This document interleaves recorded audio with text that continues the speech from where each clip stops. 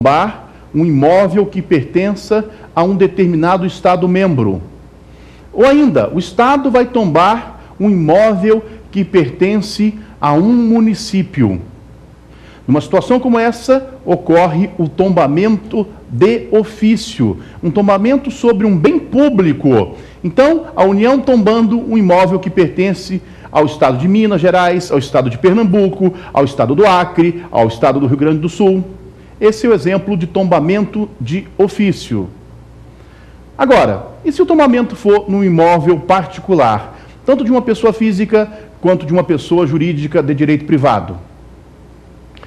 Numa situação como essa, a Constituição pode se dar, a Constituição do tombamento pode se dar de forma voluntária ou de forma compulsória. Quando eu falo de forma compulsória, ou ainda de forma voluntária, é a anuência do proprietário. Se ele disser, sim, eu concordo com o tombamento, temos o tombamento aí, pessoal, voluntário. Não houve oposição, ele não colocou óbice, ele aceitou o tombamento. Mas pode ser também que esse particular não aceite. E aí o procedimento vai dar continuidade no Instituto do Patrimônio Histórico e Artístico Nacional, quando o tombamento for na esfera federal, lembrando que ele pode acontecer na esfera federal, estadual ou municipal, ou distrital. Então eu tenho tombamento federal, estadual, municipal, distrital, nenhum problema.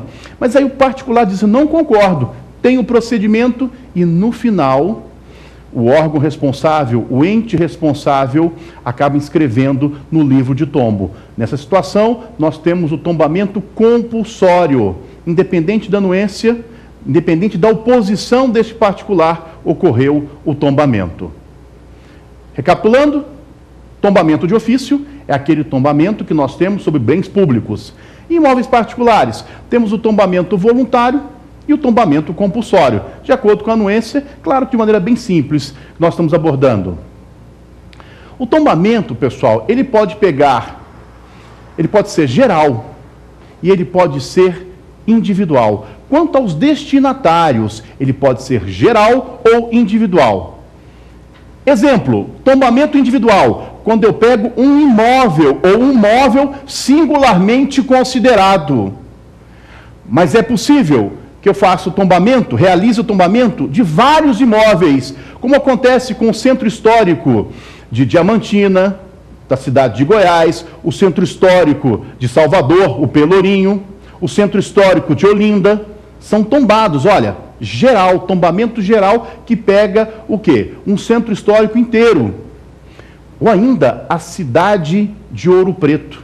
Cidade de Ouro Preto é uma cidade histórica. E aí, aproveitando a pergunta da nossa colega, quando a gente fala em tombamento, sempre o pessoal costuma indagar, Fabiano, mas é a questão do patrimônio cultural mundial, o patrimônio da Unesco. O Brasil tem alguns locais, né, alguns centros históricos que têm proteção pela Unesco.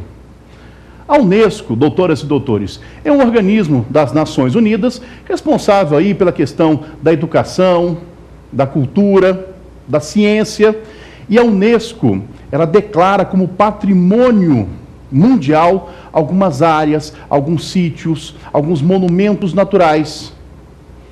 E não é diferente no Brasil. A cidade histórica de Ouro Preto, em 1980, foi a primeira a ser declarado patrimônio da humanidade. A cidade histórica de Ouro Preto. E o Brasil tem outras áreas. Recentemente, a Praça de São Francisco, na cidade de São Cristóvão, em Sergipe, também foi colocado como patrimônio da humanidade pela Unesco. Temos o Centro Histórico de Diamantina, também patrimônio da humanidade. Temos aí a Igreja do Bom Jesus de Matozinhos, em Congonhas, onde está lá as obras do mestre Aleijadinho. O Centro Histórico de Goiás, da cidade de Goiás, Goiás Velho, de Olinda, a cidade de Brasília. A cidade de Brasília é, por exemplo, aí, o plano diretor, né, o plano piloto, melhor dizendo, desculpem, o plano piloto da cidade de Brasília é considerado como patrimônio da humanidade. Uma obra aí do século XX, mas considerado pela Unesco como patrimônio da humanidade. Ou ainda, Um último exemplo, São Miguel das Missões, as ruínas jesuítas, guaranis, que nós temos em São Miguel das Missões, no estado do Rio Grande do Sul, também patrimônio da humanidade pela Unesco. Então é só, eu aproveitei a pergunta de tombamento para falar um pouquinho desse papel importante que a Unesco faz de proteção ao patrimônio cultural, tanto material quanto imaterial, ao patrimônio natural. Olha a importância que tem.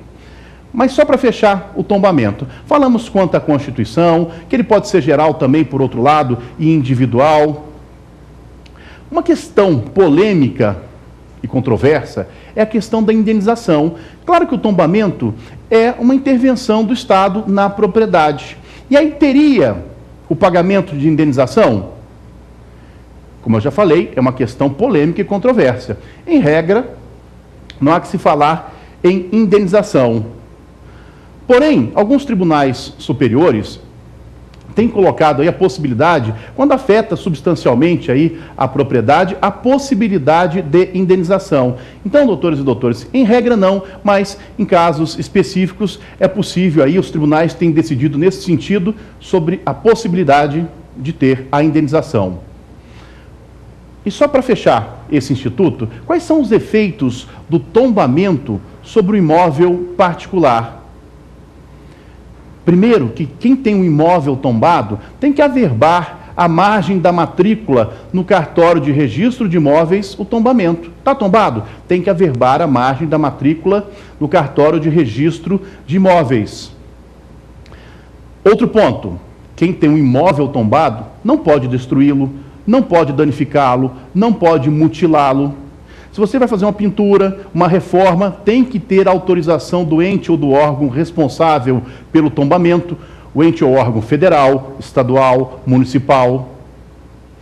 Quem tem um imóvel tombado, na hora de vendê-lo, tem que oferecer primeiro ao poder público federal, estadual, municipal. É o direito de preferência que cabe ao poder público.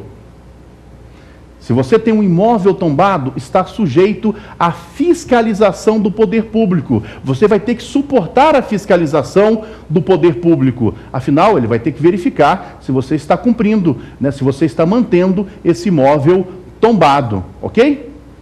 E por fim, os imóveis vizinhos, limítrofes a imóveis tombados, não podem prejudicar a visibilidade do imóvel tombado. Ora, se eu tenho uma casa do lado de um imóvel tombado, eu não posso colocar um mega outdoor, pintar, de forma a tirar a visibilidade ou prejudicar a visibilidade do imóvel tombado. Esses são alguns efeitos deste instituto tão importante que é o tombamento e que, já digo, olha, é um instituto de direito administrativo, mas perfeitamente aplicável à discussão do meio ambiente cultural. Vamos a mais uma pergunta? Professor Fabiano, qual a diferença entre registro e tombamento?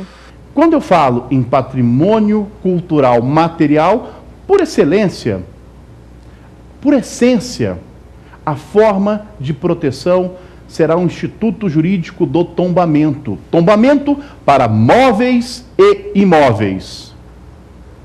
Por outro lado, o registro para a proteção do patrimônio cultural imaterial. Quando eu quero proteger as seleções, quando eu quero proteger as formas de expressão, quando eu quero proteger os saberes, quando eu quero proteger os lugares, eu me utilizo do registro. Vou registrar os lugares, as celebrações, as formas de expressão, os saberes. E aí, só para continuar a minha homenagem a tantas regiões do país aí, nós temos aí a renda irlandesa, que nós temos aí em Sergipe, o modo de fazer a renda irlandesa,